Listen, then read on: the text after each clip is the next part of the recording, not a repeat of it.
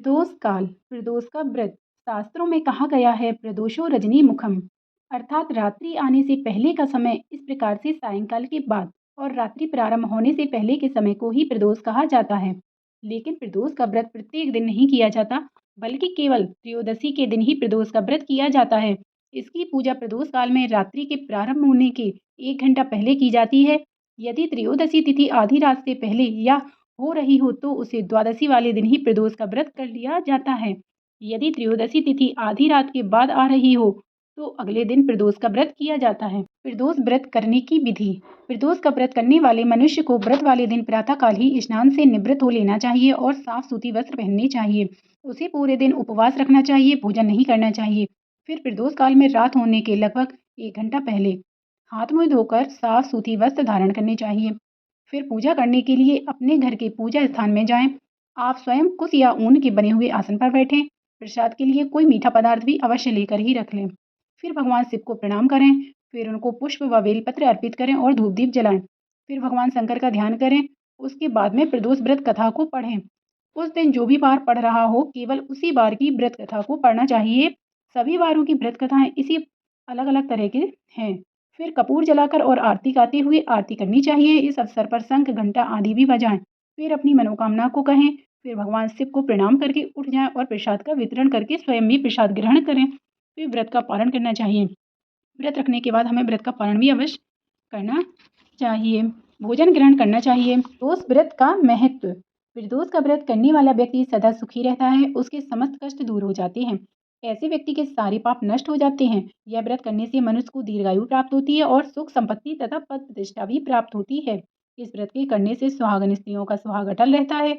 यदि घर का कोई व्यक्ति निर्दोष ही लेकिन फिर भी वह कारागार में बंदी हो तो परिवारजनों को यह व्रत करना चाहिए। इससे उस बंदी व्यक्ति की शीघ्र मुक्ति के अवसर बनने लगते हैं। इस व्रत का उद्यापन करने वाला व्यक्ति पुत्र पौत्र आदि का सुख भोगता है और अपने शत्रुओं पर विजय प्राप्त करता है। ऐसा व्यक्ति अपने जीवन में समस्त लौकिक सुखों का उपभोग करके अंत में मोक्ष को प्राप्त करता है। उस व्रत में 12 परिचय। हमारे एक सप्ताह में 7 दिन होते हैं। उन 7 दिनों में से अलग अलग बार की अलग अलग फल प्राप्त होती हैं। मैं आपको उन बारों के फल की प्राप्ति के विषय में बताऊंगी। प्रदोष का व्रत त्रयोदशी के दिन ही किया जाता है। इस प्रकार से 1 महीने में 2 बार प्रदोष का व्रत किया जाता है। लेकिन उस प्रदोष के व्रत वाले दिन जो भी वार होता है उसी वार के अनुसार ही प्रदोष की कथा पढ़नी सुननी चाहिए। सभी वारों की कथाएं अलग अलग हैं। प्रदोष के व्रत का फल अलग अलग वार के अनुसार अलग अलग होता है। किस वार के प्रदोष का व्रत करने से क्या फल मिलता है ये मैं आपको बताऊंगी।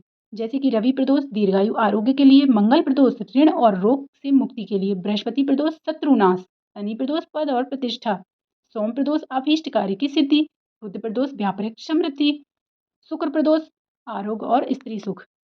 यदि हमें अपने व्यापार में धंधा बिजनेस नहीं चल रहा तो हमें बुधवार से प्रदोष का व्रत प्रारंभ करना चाहिए और शुक्र प्रदोष, इससे हमें सौभाग्य और स्त्री सुख की प्राप्ति होती है। सोम प्रदोष व्रत।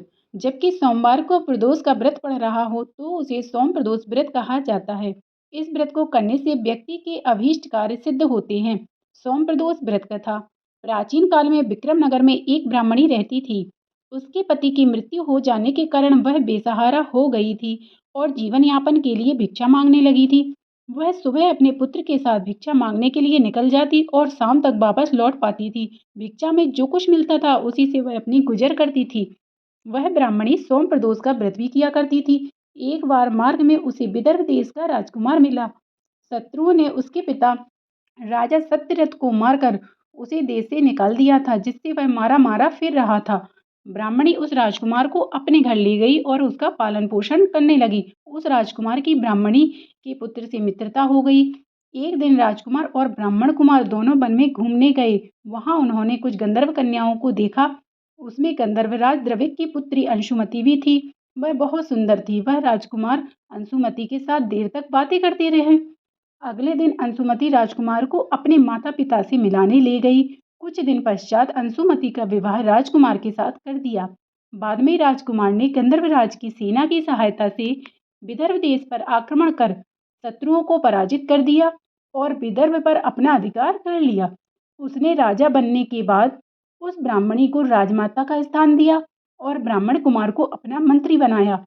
इस प्रकार सोम प्रदोष का व्रत करने से उस ब्राह्मणी के दिन फिरे। सोम प्रदोष व्रत करने वाले भक्तों की समस्त मनोकामनाएं भगवान से पूरी करते हैं।